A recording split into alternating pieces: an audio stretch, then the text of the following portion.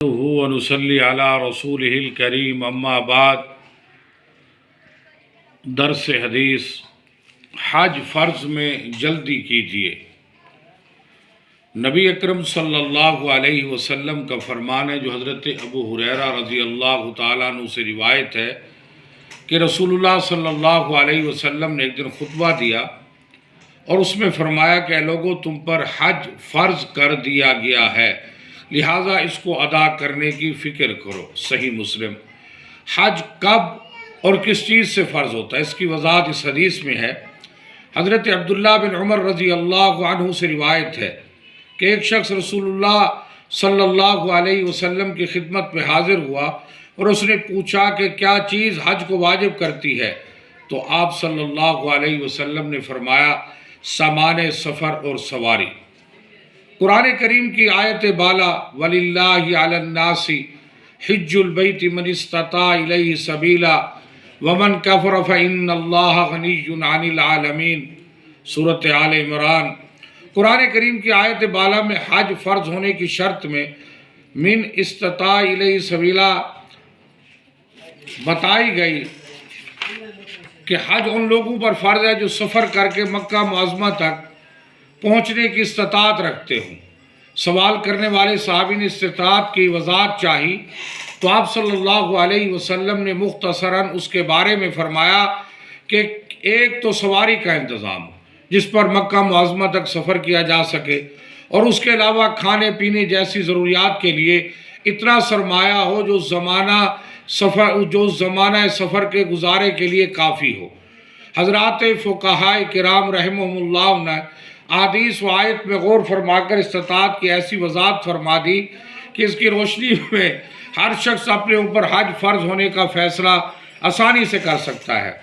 آپ اس میں غور کر کے اپنے اوپر حج ہونے یا نہ ہونے کا فیصلہ کر لیجئے۔ استطاعت کا مطلب حج فرض ہونے میں جو قدرت اور استطاعت شرط اس کی تفصیل یہ ہے کہ جس مسلمان عاقل بالغ صحت مند غیر معذور کے پاس اس کی اصلی اور بنیادی ضروریات سے زائد اور فاضل مال اتنا ہو جس سے وہ بیت اللہ تک آنے جانے اور وہاں کے قیام و طعام کا خرچ برداشت کر سکے اور اپنی واپسی تک ان اہل و عیال کے خرچ کا انتظام بھی کر سکے جن کا نان و نفقہ اس کے ذمہ واجب ہے، اور راستہ بھی پرامن ہو، تو ایسے ہر مسلمان پر حج فرض ہے۔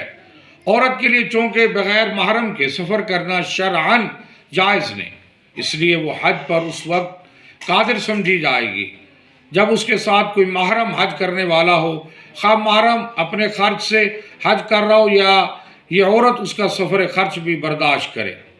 حج نہ کرنے پر سخت وعید۔ اس وقت حج کے داخلے جا رہے ہیں جو صاحب استطاعت ہیں، جو صاحب قدرت ہے۔ میں نے استطاعت کا مطلب پوری تفصیل بیان کر دی ہے۔ وہ فی الفور حج کے لیے تاخیر نہ کریں، فی الفور اپنا داخلہ کریں، حج کے جانے کے لیے تیاری کریں۔ حج نہ کرنے پر سخت وعید۔ حج کرنے کی قدرت اور استطاعت رکھنے کے باوجود جو لوگ حج نہ کریں ان کے لیے حدیث میں بڑی سخت وعید ہے۔ حدیث ملاحظہ ہو۔ حضرت علی رضی اللہ عنہ سے روایت ہے کہ رسول اللہ صلی اللہ علیہ وسلم نے فرمایا کہ جس شخص کے پاس حج کا ضروری سامان ہو اور اس کو سواری میسر ہو جو بیت اللہ تک اس کو پہنچا سکے اور پھر وہ حج نہ کرے تو کوئی فرق نہیں کہ وہ یہودی ہو کر مرے یا نصرانی ہو کر، اور یہ اس لیے کہ اللہ تعالیٰ کا ارشاد ہے کہ اللہ تعالیٰ کے لیے بیت اللہ کا حج فرض ہے ان لوگوں پر جو اس تک جانے کی استطاعت رکھتے ہوں۔ تو میرے بھائی اور دوستو، حج کے داخلے جاری ہیں، یہ اس لیے آج کا درس حدیث ہے۔ یہ فضائل اور وعید بیان کی گئی ہے کیونکہ ابھی داخلے جا رہے ہیں، ابھی سے دیکھ لیں جو استطاعت اور قدرت رکھتا ہے فوراً حج کا داخلہ کرے، حج کی جانے کی تیاری شروع کر دے۔ مطلب یہ کہ حج کرنے کی استطاعت رکھنے کے باوجود جو لوگ حج نہ کرے ان کا اس حالت میں مرنا اور یہودی عیسائی ہو کر مرنا گویا برابر ہے۔ آیت مذکورہ میں حج نہ کرنے والوں سے اللہ تعالیٰ نے جس بیزاری کا اظہار فرمایا اس کے بارے میں حضرت ابن عمر رضی اللہ تعالیٰ عنہ کا ارشاد ہلا دینے والا ہے جو تفسیر در منصور میں ہے۔ حضرت ابن عمر رضی اللہ تعالیٰ عنہ کا ارشاد ہے جو شخص تندرست ہو اور پیسہ والا ہو کہ حج کے لیے جانے کی اس میں استطاعت ہو، پھر بغیر حج کیے وہ مر جائے تو قیامت کے دن اس کی پیشانی پر کافر کا لفظ لکھا ہوا ہوگا۔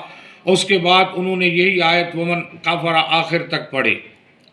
ایک اور روایت میں حضرت عمر رضی اللہ تعالیٰ عنہ سے منقول ہے کہ جو شخص حج کی استطاعت رکھتا اور حج نہ کرے تو قسم کھا کر کہہ دو کہ وہ عیسائی مرا ہے یا یہودی مرا ہے۔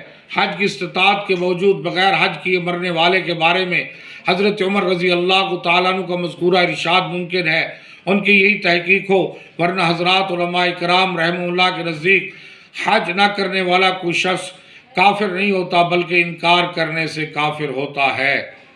بہرحال حج کی استطاعت رکھتے ہوئے حج نہ کرنا کافرانہ طرز عمل ہے جو سخت گناہ ہے، جس سے توبہ واجب ہے اور حج فرض ادا کرنے کی فکر کرنا لازم ہے۔ وما علینا الا البلاغ۔